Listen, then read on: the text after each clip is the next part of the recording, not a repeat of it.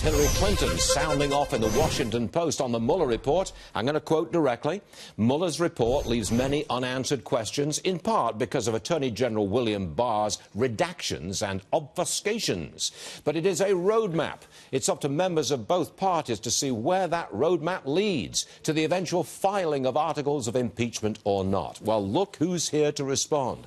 Lara Trump herself. Welcome back, Lara. Thank you. Great to be with you. So here's Hillary Clinton having a go at your father-in-law and basically saying to Congress, get out there and investigate ad nauseam. What's your response? Well, of course, she conveniently chose the Washington Post, which we know loves the president and everyone in our family. I'm being facetious. They're terrible to us all.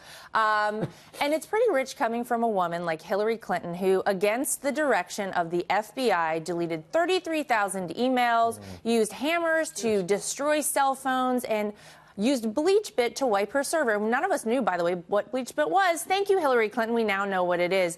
To say that anything nefarious happened, that there was anything other than the president's full exoneration shown by the Mueller report, is completely ridiculous. By the way, in that op-ed in the Washington Post, she goes on to say, maybe many say I'm not the right messenger. I think almost everyone would say that, Hillary. Okay. You know, your time is up. You've tried it. It's not going to work. It has never worked for you. The Democrats are so obsessed, Stuart, with trying to find any way to beat Donald Trump in 2020 because they know he's going to win. So what's the alternative? Let's find something in the Mueller report to try and impeach him on. It's so crazy. You know, you're beginning to enjoy this, aren't you? Well, you know what? You got to fight for something you believe in. And quite frankly, whenever people are attacking you and attacking people you love and people you know that are doing the right thing, it feels good sometimes to fight back. Now, what do you make of this mother of all caravans, which is approaching our southern border again? I think they're holed up in southern Mexico at the moment. There's a lot of them on the way. Yeah. And President Trump, he wants to change the asylum laws. And that makes a lot, to me, that makes a lot of sense, because you've got to do something. Yeah. But it's not going to happen.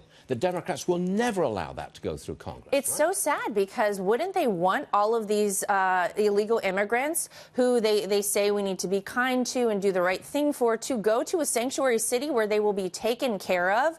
By the way, speaking of that caravan, you know that people in these cities in Mexico have complained about the influx of people coming through their communities. They can't even deal with it there.